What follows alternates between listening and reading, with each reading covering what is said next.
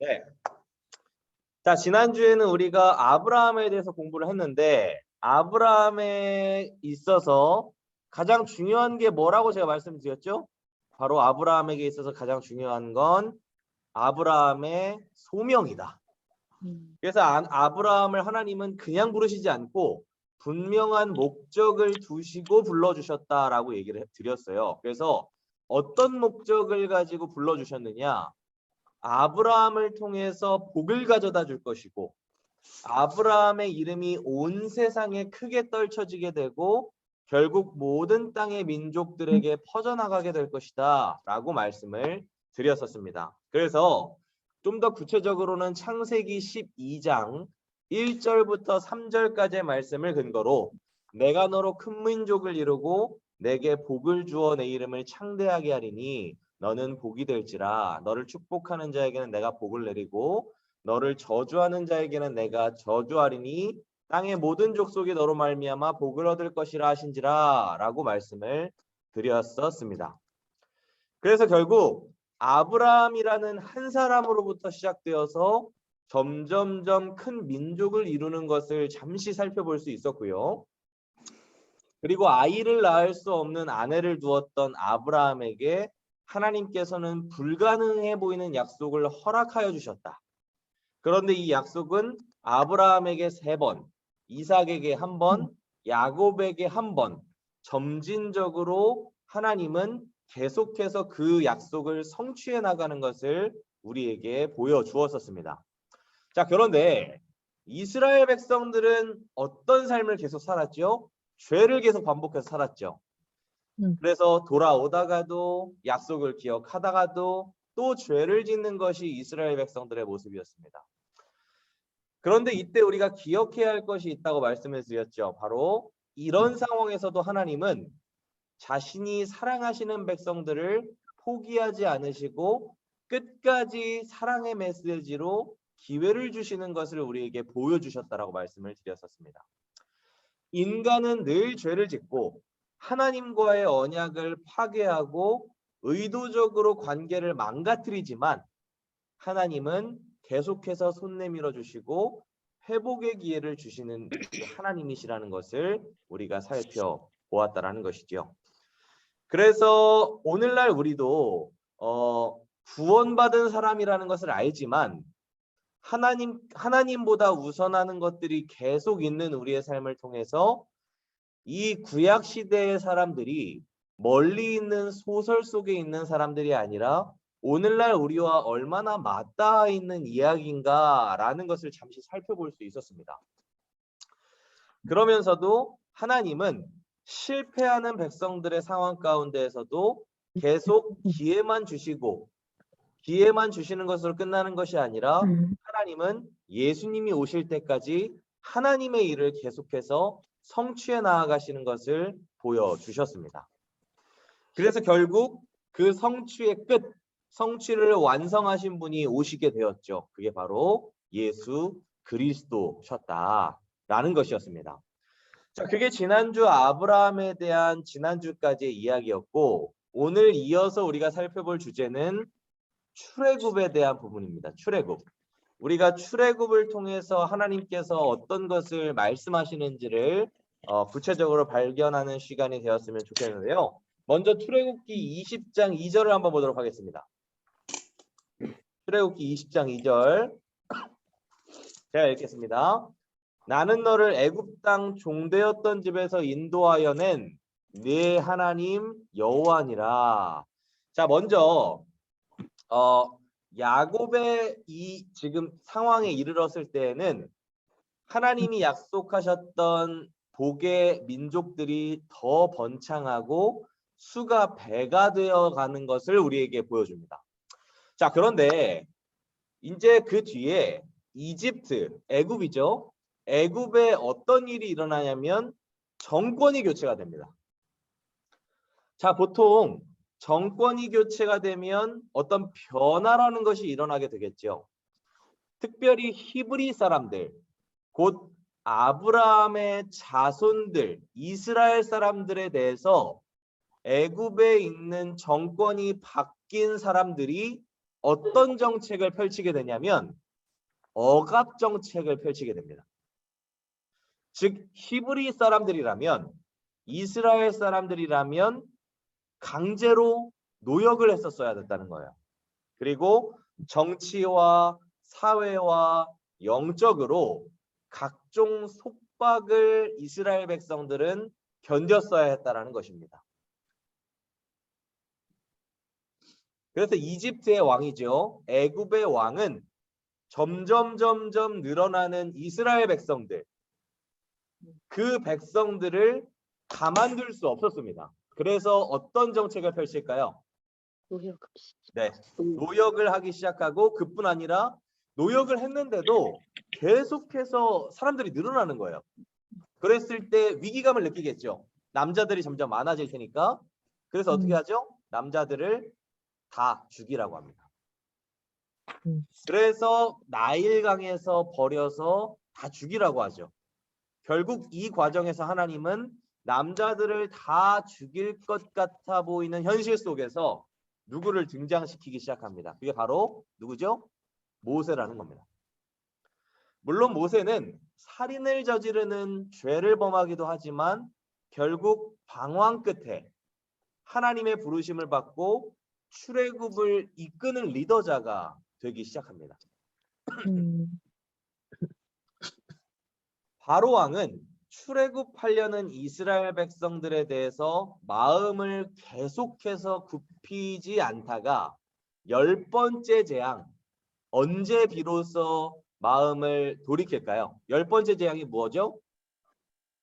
장자인가? 네, 장자. 이집트의 모든 장자를 하나님이 다 쓰러뜨리니까 바로 왕은 모세에게 뭐라고 얘기하냐면 이스라엘 백성들을 다 데리고 너의 집으로 가라라고 얘기를 합니다. 자, 그런데 바로가 또 마음이 굳어져서 이스라엘을 쫓아서 죽이려고 다시 쫓아오죠. 네. 이때 이스라엘 백성들이 어떤 기적을 경험할까요? 홍해. 네, 홍해를 가르는 바다가 기적을 경험하게 됩니다. 결국 이스라엘 백성들은 홍해를 가르는 기적을 경험할 때까지 어떤 일들을 경험했을까요? 강제로 노역을 당하기도 하고 죽을 뻔하기도 하고 10번이나 불가능한 기적을 경험할 뿐만 아니라 이제는 홍해를 가르는 기적까지 경험을 이스라엘 백성들이 했습니다. 이제 본격적으로 비로소 무엇을 경험하기 시작한 거냐면 구원을 받게 되었다는 거예요. 그러니까 오늘날 우리는 구원을 예수 믿으면 천국 가야지의 구원을 받았다고 얘기할 수도 있지만 죽을 뻔하다가 살아난 것도 같은 맥락에서는 구원이라고 말할 수 있는 것입니다. 그거를 다른 단어로는 구속을 받았다라고 얘기를 하기도 해요. 그래서 오늘 출애굽기 20장 2절을 근거로 출애굽도 그렇지만 출애굽한 것도 구원을 받았다, 구속을 받았다라고 얘기할 수 있고 오늘날 예수 그리스도를 믿음으로 우리가 천국을 가는 것도 구속을 받았다, 구원을 받았다라는 같은 맥락에서 같은 단어로 우리가 생각해 볼 수 있다는 것입니다. 자, 이스라엘 백성들은 지금까지 이집트에서 많은 기적을 통해 구속을 경험하게 되죠. 그리고 3개월이 지난 시점에 이제 어디에 도착하게 될까요? 바로 시내산에 도착하게 됩니다. 자, 근데 이제 책에서는 시내산에 도착한 시점에 구원의 기억과 구속의 기억이 생생했었다라고 기록을 하고 있어요. 자, 여러분 생각해 보세요. 만약 여러분 권사님들이, 집사님들이 3개월 전에 정말 죽기 직전에 상황에서 죽음에서부터 구원을 얻었어요. 그래서 지금 우리가 그것을 기억하면서 생생하게 잘 살아간다라고 얘기를 할 수 있겠죠. 왜냐하면 3개월 전이면 얼마 안 된 기억이니까. 자, 그런데 사람이라는 것은 죄인이기 때문에 3개월 전에 하나님이 주신 말도 안 되는 기적이 있어도 어제 우리에게 어려운 상황이 딱 오면 그 3개월 전에 말할 수 없는 기적이 100이었으면 어제의 고통 때문에 무조건 사람은 100을 그대로 유지할 수 없습니다. 자, 오늘 책에서 3개월 전에 홍해를 가르는 기적을 경험했지만 지금 시내산에 도착했을 때 생생했을 것이다라고 얘기를 하고 있잖아요. 그런데 진짜 그랬을까요? 자, 잘 보십시오. 출애굽기 14장의 후반부를 보시면요. 자, 출애굽기 14장을 한번 성경책으로 한번 펴보도록 하겠습니다. 출애굽기 14장 같이 한번 볼게요. 자, 출애굽기 14장을 보시면 후반절에 이스라엘 백성이 무엇을 경험하죠? 제가 말씀드린 것처럼 홍해를 가르는 기적을 경험하죠. 자, 그런데 수많은 군대를 데리고 오는 바로 왕으로부터 직접 홍해가 갈라진 것을 경험했고 그 쫓아왔던 군대들이 수장되는 것을 경험했어요. 그리고 15장부터 어떤 일이 일어나냐면 모세와 미리암이 노래를 부릅니다. 하나님은 살아계신다. 그런데 15장 후반부 딱 3일이 지나고 나서 어떤 일이 일어날까요? 마라의 쓴물이 사건이 일어납니다. 즉 홍해가 갈라지는 기적을 경험하고 출애굽을 경험하고 딱 3일 만에 어떤 것을 지금 하고 있는 것이죠? 하나님을 원망한다는 겁니다. 현실 때문에 목이 너무나 마르다는 현실 때문에 하나님을 원망한다는 것이죠. 자, 그런데 16장에 가면 하나님은 원망하는 백성들을 포기하지 않으시고 또 만나와 메추라기를 먹이십니다. 또 회복의 자리로 불러주신다는 것이죠. 근데 맛있게 먹던 이스라엘 백성들이 17장에 가니까 또 뭔 일을 합니까? 무리바에서 하나님에 대해서 또 원망해.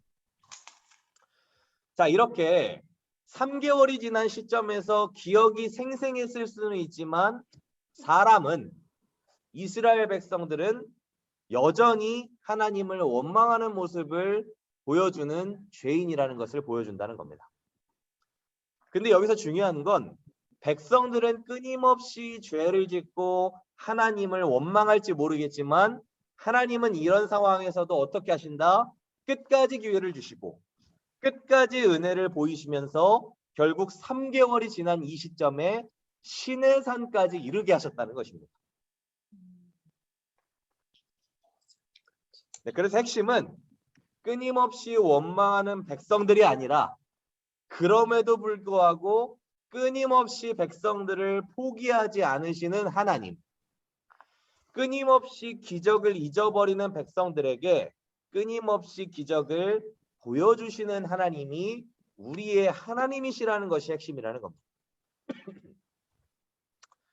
자, 그렇다면 하나님께서는 이 백성들을 왜 포기하지 않으시고 노예 상태에서 구해주시기로 결정하셨던 것일까요?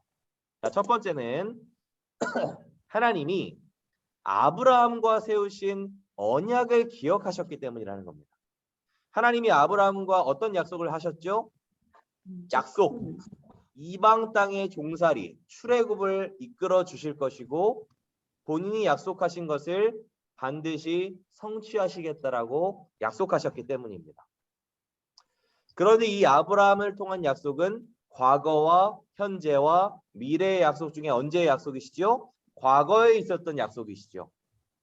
자, 그렇다면 둘째, 우리가 너무 잘 알고 있다시피 자신들의 죄로 인해서 고통받고 슬퍼할지 모르지만 그에 대한 하나님의 긍휼하심, 하나님은 그들을 곤경해서 외면하지 않으셨다라는 것이죠. 그래서 그들의 부르짖음을, 그들의 처지를 불쌍히 여기시는 하나님, 이것은 과거와 현재와 미래 중에 현재의 하나님의 함께 하시는 은혜였다라는 것이 두 번째 이유였습니다. 포기하실 수 없다는 것이죠. 그리고 세 번째는 미래. 마침내 이스라엘 백성들이 시내산에서 하나님께로 나아갈 때에 하나님께서는 그 시내산을 통해서 이제 온 세상을 위해서 하나님이 하실 일이 분명하게 있었다라는 것을 세 번째 이유로서 보여주신다라는 것입니다. 출애굽기 19장 3절부터 6절까지를 한번 같이 보도록 할게요. 성경책을 한번 펴보도록 하겠습니다. 자, 19장 3절부터 6절을 누가 한번 읽어주시겠어요? 모세가 하나님 앞에 올라가니 여호와께서 산에서 그를 불러 말씀하시되 너는 이같이 야곱의 집에 말하고 이스라엘 자손들에게 말하라. 내가 애굽 사람에게 어떻게 행하였음가. 내가 어떻게 독수리 날개로 너희를 업어 내게로 인도하였음을 너희가 보았느니라. 세계가 다 내게 속하였나니 너희가 내 말을 잘 듣고 내 언약을 지키면 너희는 모든 민족 중에서 내 소유가 되겠고 너희가 내게 대하여 제사장 나라가 되며 거룩한 백성이 되리라. 너는 이 말을 이스라엘 자손에게 전할지니라. 네. 자, 하나님께서 가장 먼저 보여주신 것이 무엇이죠? 바로 백성들에게 하나님은 은혜로 구원하시는 하나님이라는 것을 일깨워 주고 계십니다. 이스라엘 백성들을 보세요. 노예였는데 해방이 되었어요. 채찍을 맞았는데 지금은 맞지 않게 되었습니다. 견딜 수 없는 삶을 살다가 이제는 견딜 수 있는 삶을 살게 되었다는 것이죠. 근데 이에 대해서 하나님께서 뭐라고 말씀하시냐면 19장 4절에서 내가 했다라고 말씀하고 계신다는 겁니다. 자, 이 말은 바꿔서 얘기하면 앞으로 너희에게 어떤 일이 놓일지라도 하나님인 내가 어떤 요구를 너희에게 할지라도 결국 너희는 해방이 될 것이고 구속과 구원을 입을 것이다 라고 백성들에게 알려주고 계신다라는 것이죠. 그래서 성경 전체를 요약하는 말이기도 하지만 이스라엘 백성들에게 율법을 시내산에서 지금 주시기 전에 하나님께서 무엇을 알려주시는 것이냐면 너희는 내게 순종하기만 하면 너희를 내가 구원해 줄게. 이스라엘 백성들아 너희는 날마다 죄를 짓고 날마다 나를 멀리하지만 내가 내게 순종하기만 하면 내가 구원해 줄게 라는 것이 아니라 너희는 날마다 죄를 짓고 날마다 나를 멀리하지만 그럼에도 내가 너희를 구원했으니 너희가 내게 순종하면 세상에서 나를 위한 무언가가 될 수 있을 것이다. 너희는 이것을 받아들이겠냐라는 말이라는 겁니다. 자, 쉽게 말해서 죄를 너무 좋아하고 하나님보다 다른 것을 우선하던 우리를 하나님이 구원하셨다. 이제 우리는 사명을 받아들임으로써 하나님이 내게 이 땅에서 맡기신 사명, 즉 가정이나 직장이나 믿지 않는 주변의 사람들에게 하나님을 알리는 사명을 부여받고 행동으로 옮기는 것이 우리에게 필요한 순종의 모습이라는 것입니다. 이스라엘 백성들도 이런 사명을 받아들이기로 결정하고 오늘날 우리도 이것을 아멘하지만 이스라엘 백성도 우리도 또 죄를 짓는 모습들을 보여주죠. 그래서 우리는 신중히 생각해 볼 필요가 있습니다. 무엇이냐면 나는 이 땅에서 왜 태어나서 살아가고 있는가? 나의 천국까지 가기 전까지 나의 사명은 무엇인가? 또 적어도 내 가족이 같이 천국에는 가야 하지 않을까? 나는 그것을 알면서도 얼마나 사명을 잘 감당하고 있으며 어떤 포기하는 삶을 나는 살아가고 있는가? 나의 사명에 대해서 점검해 볼 필요가 있다는 것이죠. 자, 다음으로 성경은 하나님과 백성들이 언약적 관계를 통해 관계가 형성되어지는 것을 볼 수 있습니다. 자, 구약 성경에서 가장 먼저 어떤 언약을 사람들과 하나님이 맺으셨냐면 첫째는 하나님이 노아와 맺으신 언약으로서 이 땅의 모든 생명체와 엄숙한 약속을 허락하셨다는 것이고 둘째는 하나님이 아브라함과 맺으신 언약으로 아브라함을 통해 큰 민족을 이루고 그들이 주님 안에서 복을 누리면서 그 땅에서 살고 그들을 통해 땅의 모든 민족이 하나님의 복을 알게 될 것이라는 약속이었습니다. 셋째는 모세를 통해 맺으신 시내산 언약. 사실 이것은 새 언약이라기보다는 아브라함과 맺으신 언약이 발전되어 있는 것이라 말할 수 있습니다. 자, 이제 우리가 그러면 시내산에서 맺으신 그 언약, 율법에 대해서 우리가 공부를 해볼 건데요. 이전에도 살펴봤지만 율법은 토라라고 해서 그냥 성경 전체를 율법이다라고 정의하기보다는 좀 더 우리가 구체적으로 율법에 대해서 나누어서 살펴볼 필요가 있을 것 같습니다. 먼저는 십계명입니다. 십계명. 십계명이 무엇인가? 자, 십계명은 뭐죠? 10가지의 계명이죠. 자, 근데 십계명은 10가지의 계명인데 조금 독특한 특징이 하나 있어요. 자, 십계명의 독특한 특징이 하나 뭘까요? 십계명의 특징이 하나 있습니다. 그게 뭘까요? 자, 십계명 독특한 특징은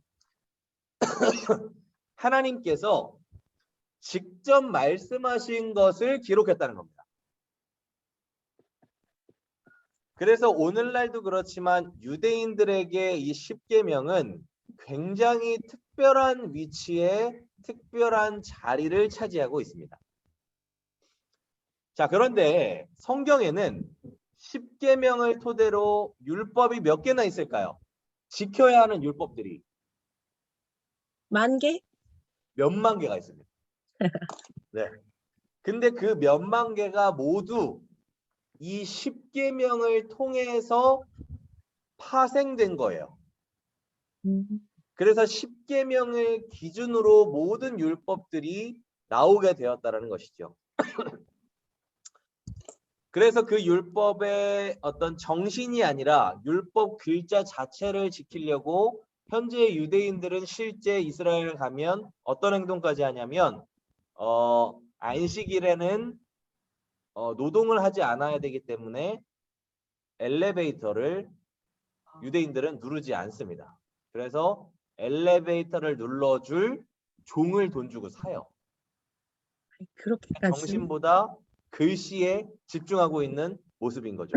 근데 그들은 순수하게 정말 글씨를 지켜야겠다라는 그 정신을 우리에게 보여줍니다. 그래서 우리는 정신을 지켜야 되는 사람들이지만 그들의 그 말씀을 지키고자 하는 열정을 예수님께서도 바리새인의 열정을 우리에게 본받으라고 한 것처럼 나는 이 말씀의 정신을 얼마나 잘 지키려고 하고 있는가 우리는 생각해 볼 필요가 있다는 것이죠. 자, 그렇다면 10계명은 1계명부터 4계명까지를 보통 수직적인 관계라고 얘기를 해요. 하늘에서 땅으로서의 수직. 즉 1계명부터 4계명은 하나님과 인간의 일방적인 관계로서의 계명이라는 것이죠. 물론 4계명은 안식일을 거룩하게 지키라는 것이기 때문에 우리 사이에 있어서의 관계 같기도 하지만 하여튼 하나님과 인간 사이의 수직적인 관계가 1계명부터 4계명입니다. 자, 그렇다면 5계명부터 10계명은 무엇이죠? 우리 사람과 사람 사이의 관계, 즉 수평적인 관계. 그래서 1계명부터 4계명까지는 수직적인 관계, 5계명부터 10계명까지는 수평적인 관계. 그런데 이 모든 계명을 완성하러 오신 분이 누구시다? 예수 그리스도다. 그래서 우리는 그리스도 안에서 하나님과 수직적인 관계를 완성하고 이웃과 수평적인 관계를 함께 완성해 나아가는 하나님의 귀한 자녀들이다. 그래서 그것을 어디에서 비로소 완성하기 시작하느냐?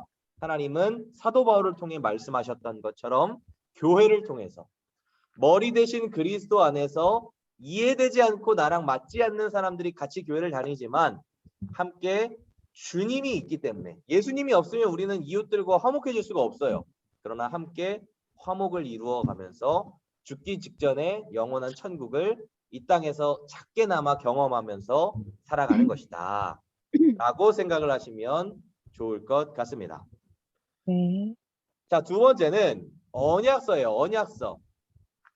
언약서라는 말은 시내산 언약식에서 10계명을 따라 나오는 율법들의 목록을 지칭하는 것이라 보시면 좋을 것 같습니다. 이것도 아까 살펴봤던 것처럼 수많은 율법들 중에 하나가 언약서라고 보면 좋을 수도 있죠.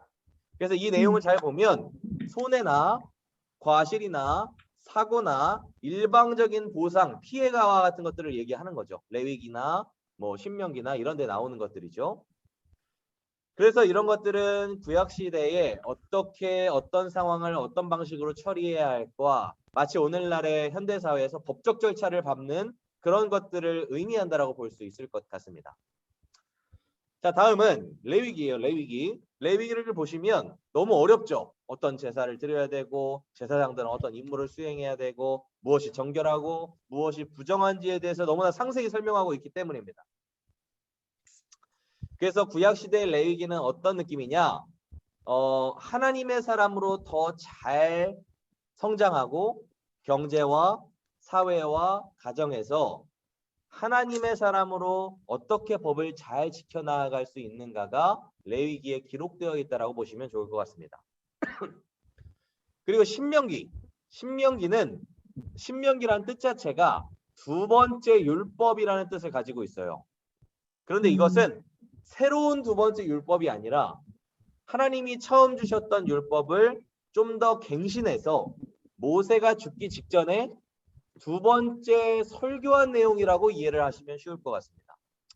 그래서 우상 숭배와 어떠한 상황에서도 우리가 하나님을 더 잘 예배하고 하나님이 기뻐하시는 사회를 잘 만들어가라. 모세가 이제 죽지만 우상의 땅에서 우리가 어떻게 해야 되고 결국 우리가 가나안 땅에 들어갔을 때 어떻게 율법으로서 더 잘 하나님을 섬겨야 되는지에 대해서 모세가 얘기해 준 내용이 신명기라고 이해를 하시면 좋을 것 같습니다.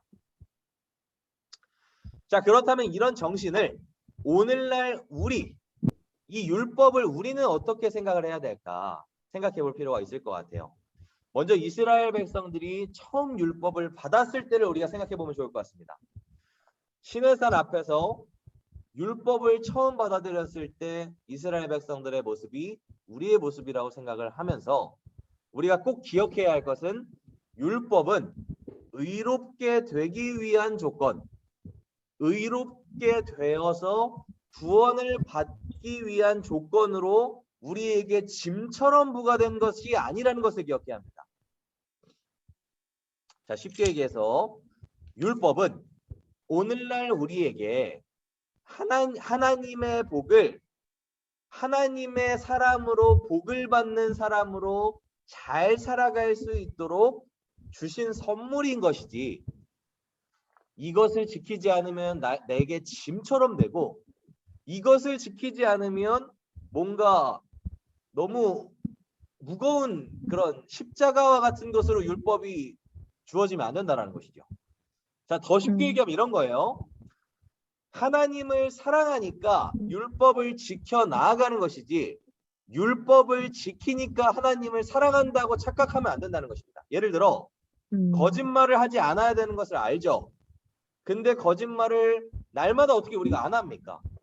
그런데 하나님을 더 사랑하고 하나님의 은혜를 채워가니까 거짓말에서 멀어질 수 있다는 것입니다. 그래서 우리는 율법을 안 지키기 위해서 나 율법 안 지키기 위해서 노력할 거야 또 필요하지만 더 필요한 것은 하나님의 사랑을 더 사모하고 예배를 사모하고 찬송을 하나님 앞에 올려드릴 때에 우리는 거짓말로부터 멀어질 수 있게 된다는 것입니다. 그래서 율법보다 더 중요한 것은 하나님과의 관계, 예배를 통한 우리의 은혜를 사모하는 것이 더 중요하다는 것을 기억하시면 좋을 것 같습니다. 그래서 아까 제가 말씀드렸죠. 그 엘리베이터를 누를 때에 이들이 하나님의 사랑을 진짜 경험했다면 이 노예, 자신이 종을 부렸던 그 종을 돈 주고 사서 그 사람들을 누르게 하고 있잖아요. 엘리베이터 배를. 그러면 결국 그 사람들은 천국을 못 간다라고 생각을 하는 전제가 있는 거예요. 자, 이것처럼 우리는 율법을 내가 얼마나 잘 지키고 있는가에 대한 나의 삶을 돌아볼 필요는 있지만 그것보다 더 먼저 중요한 것은 내가 하나님을 얼마나 사랑하고 그 하나님을 사랑하는 대로 우리가 이웃을 얼마나 돌아보고 있는가 그것을 먼저 정신을 한 번 더 기억하면 좋을 것 같습니다. 그래서 이스라엘 백성들도 율법이라는 것을 처음에는 그냥 부과된 짐처럼 여기지 않았었어요.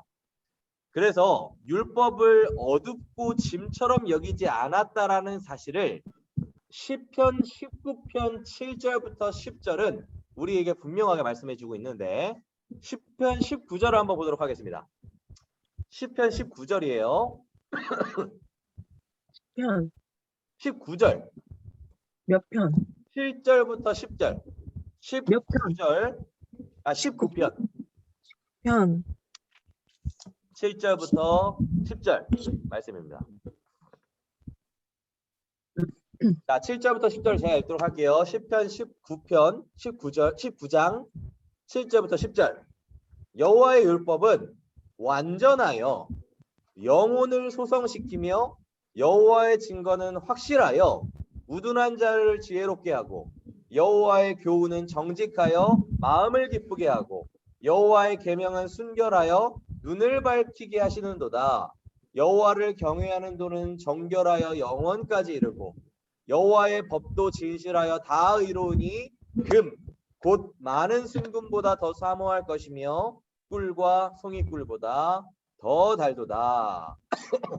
자, 시편에서 주의 계명, 시편 119편에서는 하나님의 말씀을 무엇보다 더 사랑한다라고 얘기를 하냐면 지금 시편 119편이죠.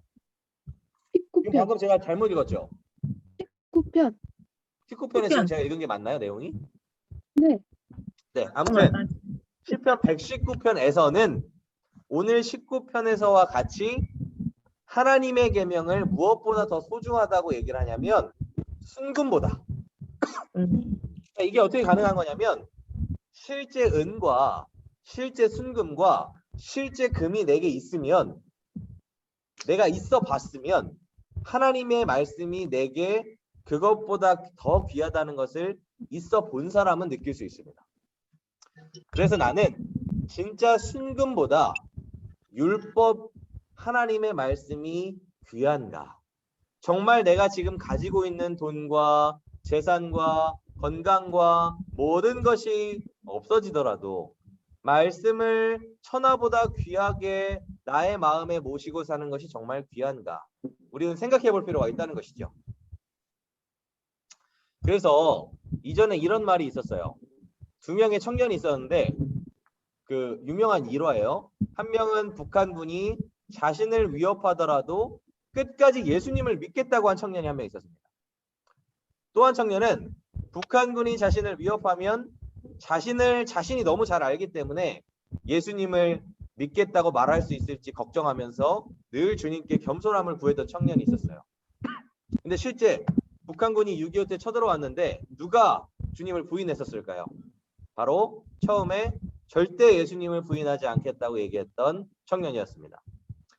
이처럼 우리는 나는 지금 율법을 지키고 있어라든지 율법을 최우선으로 지킬 수 있어라고 당당하게 말하기 전에 늘 겸손함으로 율법을 지킬 수 있는 마음을 달라고 기도하고 절체절명의 위기가 안 왔으면 좋겠지만 반드시 온다는 것을 기억하면서 하나님보다 우선하는 것이 위기의 순간이 올 때에 없게 해달라고 미리 우리는 계속해서 기도하며 하나님 앞에 간구해야 한다는 것입니다.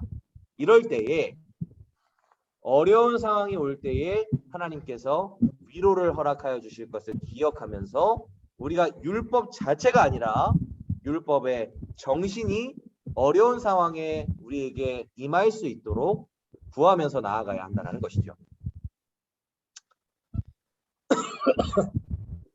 자, 그렇다면 하나님께서는 어떤 목적을 위해서 백성들에게 율법을 주시는 것인가? 이전에도 살펴봤지만 이것은 사명과도 연관이 있다는 것을 기억하시면 좋을 것 같습니다. 사명이 무엇이죠? 우리는 먼저 하나님의 백성이 되었고 사명이 주어졌어요. 그것은 아직 하나님의 백성이 되지 않는 주변의 사람들, 하나님의 목적에 맞게 살아야 하는데 율법을 그 기준으로 맞게 살아야 하는데 아직 그 가치를 알지 못하는 사람들, 그 사람들에게 우리는 다시 한번 마음을 품을 필요가 있다는 것이죠. 예를 들어 나의 가정이나 남편이나 아내나 심지어는 몇십 년을 노력했지만 포기했던 내 주변에 복음을 알아야 하는 사람들이 있죠. 오늘날은 특히 더 하나님을 필요로 하지 않는 시대를 살아가고 있기 때문에 더 쉽게 이것들을 하나님께서 언젠가는 내가 포기했던 이 나의 자녀들, 나의 남편들, 아내들, 이웃들을 하나님께서 언젠가는 불러주시겠지라고 생각할 시기를 우리가 살아가고 있지만, 그럼에도 불구하고 오늘 우리는 하나님이 그 불쌍히 여기는 자를 나의 마음에 품게 하실 것을 우리가 기억하면서, 우리가 이제 세 번의 그 초청 잔치를 하잖아요. 그래서 우리가 혹시 포기했던 사람들이 있다면 다시 한번 한 영혼을 나의 마음에 모시고 포기했던 사람들을 다시 교회로 이끌어낼 수 있는 사명자가 우리가 되어야 할 것을 오늘 본문은 오늘 출애굽을 통해서 우리에게 보여주고 있다라는 것입니다. 자, 그래서 우리가 율법의 정신을 정말 안다면, 정말 복음이 무엇인지 안다면, 이 기쁜 소식을 우리가 정말 안다면, 우리가 어떻게 10년 동안 포기했을 수는 있지만 그것을 알려주지 않을 수 있겠냐라는 것을 생각해 볼 필요가 있을 것 같아요. 예를 들어 돈을 벌 수 있는 정말 너무나 좋은 기회가 있는데 나의 너무 사랑하는 사람들이 그걸 몰라요. 그러면 내가 그것을 알려주지 않을 수 있을까요? 어떻게든 설득해서 어떻게든 그것을 할 수 있도록 알려주겠죠. 자, 이처럼 복음이 오늘 나에게 그만큼의 엄청난 가치가 과연 있는 것일까? 정말 있다면 나는 이 즐거운 것을 오늘 나의 주변에 아직 복음을 모르는 사람들에게 알려주고 있는가? 우리는 생각해 볼 필요가 있다는 것입니다. 자, 다음으로 구약 성경은 하나님의 율법을 따르는 가장 흔한 방식 중에 하나를 여호와의 길로 행한다라고 표현을 합니다. 이것은 하나님의 본질을 따른다, 하나님의 그림자, 발자취를 따른다라는 의미를 담고 있어요. 그래서 하나님은 출애굽이라는 사건을 통해서 하나님의 사랑과 신실하심, 그 정의로우심을 분명하게 보여주셨죠. 그러면서 이 사건을 통해서 하나님은 백성들에게 하나님만을 잘 섬기라고 하지 않으시고 뭐라고 말씀하시냐면, 내가 너희를 위해 한 일이 출애굽이다. 그러니 이제는 너희가 다른 사람들에게 이렇게 하기를 원한다, 그런 존재가 되어야 한다까지 나아가기를 원하셨던 것이 하나님의 뜻이었다는 것입니다. 모세는 이스라엘이 하나님이 그들을 위해 하신 일을 모방할 뿐만 아니라 행동을 통해서 하나님의 성품이 나타나야 한다라고 강조합니다. 신명기 10장 19절은요 이렇게 얘기합니다. 신명기 10장 19절이에요. 신명기 10장 19절. 너희는 나그네를 사랑하라. 전에도 너희도 애굽 땅에서 나그네가 되었음이니라. 하나님을 본받는 사람, 하나님의 은혜를 상기하는 사람, 그런 사람은 하나님이 원하시는 일을 하는 것, 하나님이 행하신 대로 세상에서 행동하는 것이다. 그래서 하나님은 우리에게 주신 율법을 통하여 하나님의 성품을 더 잘 드러내도록 율법을 우리에게 주셨다라는 것을 우리가 기억해야 할 것입니다.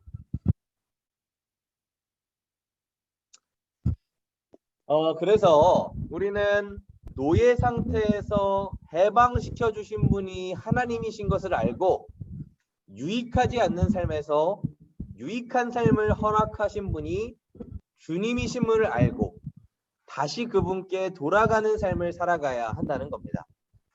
율법을 주신 은혜를 생각하면서 나그네들을 생각하며 이웃을 돌아보고 우리는 그런 삶을 은혜로 말미암아 의지하며 살아가야 한다는 것이죠. 결국 수많은 율법은 우리를 지켜야 하지만 지킬 수 없다라는 것을 분명하게 보여주고 있습니다. 율법은 보면 볼수록 우리가 실패할 수밖에 없는 자라는 것을 보여주고 있고 완벽하게 지킬 수 없다는 것을 느끼게 해줍니다. 그런데 그럼에도 불구하고 율법은 우리로 하여금 방향성을 제시해주고 있다는 것이죠. 실패할 수밖에 없는 우리가, 지킬 수 없는 우리가 이것을 지킴으로써 얼마나 유익이 많은가. 은혜를 누리고 누릴수록, 받으면 받을수록 이 율법을 지키는 것이 얼마나 이 세상에 있는 것보다 귀한 가치가 있는가 생각해 보게 된다는 것입니다. 그래서 오늘 강의를 한마디로 정리하면 율법으로부터 자유하되 율법을 즐거이 지키라 라는 것입니다. 예수님은 율법을 폐하러 오신 것이 아니라 완성하러 오셨기 때문에 이번 한 주도 우리는 율법을 즐거이 지킬 수 있도록, 주님과 가까우면 가까울수록 율법을 즐거이 지켜갈 수 있다는 것을 우리가 기억하며 한 주간을 살아갔으면 좋겠습니다. 율법을 즐거이 지키는 가장 먼저 중요한 우리의 삶은 우리가 3번의 전도 축제를 하는 것처럼 내 주변에 아직 믿지 않는, 꼭 믿어야 하는 이 율법의 은혜를 꼭 알았으면 하는 사람들을 우리 마음에 작정하는 것으로부터 시작되었으면 좋겠다는 것입니다. 그래서 이 출애굽, 구원을 이스라엘 백성들이 경험했던 것을 오늘날 우리도 먼저 경험한 사람으로서 아직 경험하지 못한 사람들에게 우리가 마음에 작정하고 기도함으로 말미암아 함께 복음의 일꾼으로 한 주 동안 우리가 살아갈 수 있기를 진심으로 소원을 합니다. 자, 일단 강의는 이렇게 마쳤고요. 특별한 어떤 질문이나 어려운 게 있으시면 한번 말씀해 보시겠어요?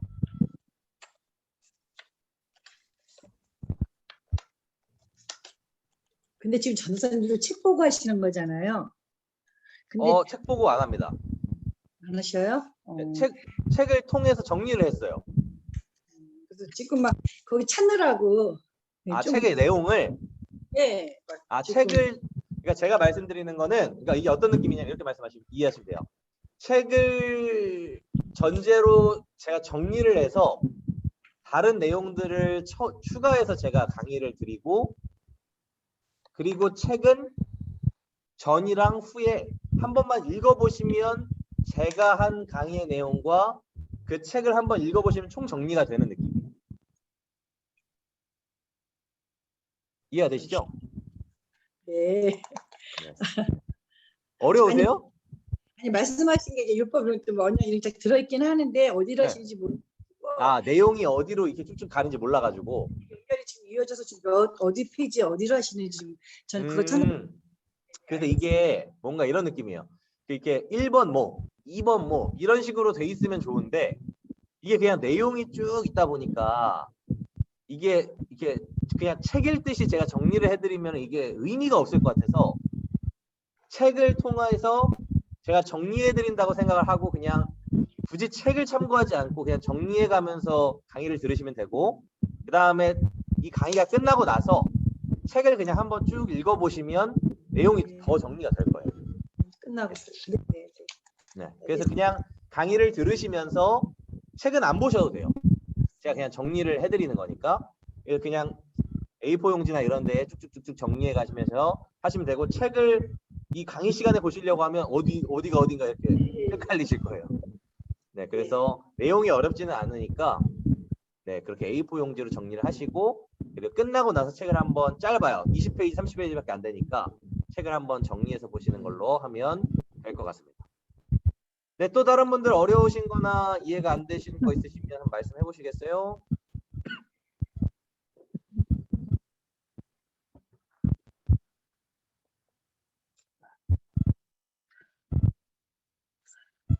없으신가요? 죄송합니다. 좀 깜빡했어요. 오늘 깜빡하셨다고요? 네. 그러실 수 있죠. 어제 카톡이 안 와가지고 저녁에 봤는데 내일이 맞는 것 같아. 오늘인가. 그리고 다행히 운동도 안 나가고 집에 가만히 있었는데 그럴 수 있습니다, 선생님. 진짜 학교를 안 가니까 요일을 모르세요. 하루 전에 미리 보내드려야겠네요. 아이고. 아유, 그러면 다음 주에는 죄송합니다. 목요일 날, 아니 뭐야, 수요일 날 제가 미리 보내드릴게요. 죄송합니다. 아, 아닙니다, 선생님. 지금 나중에라 들어오신 게 다행이죠. 아니 생각은 했는데 깜짝 그 시간을 그냥 자, 그러면 일단 더 없으신 걸로 알고 혹시 나중에 또 다른 피드백이나 더 하실 게 있으시면 따로 얘기를 해주셔도 됩니다. 더 네, 없으신 걸로 알고 제가 일단 기도하고 마무리하겠습니다. 네, 존귀와 영광을 받기에 합당하신 주님, 오늘 이렇게 출애굽을 통해서 우리가 어떤 삶을 살아가야 하고 어떤 구원의 은혜를 입었는지를 생각해 보았습니다.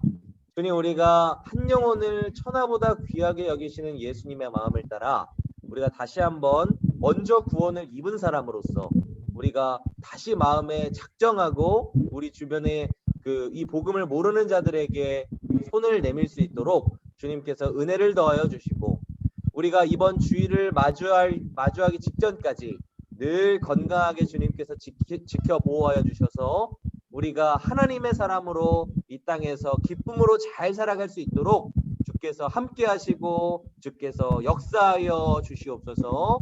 함께 하심을 믿사오며 살아계신 예수님의 이름으로 감사하며 기도하옵나이다. 아멘. 감사합니다. 감사합니다. 수고하셨습니다. 네. 종료하겠습니다.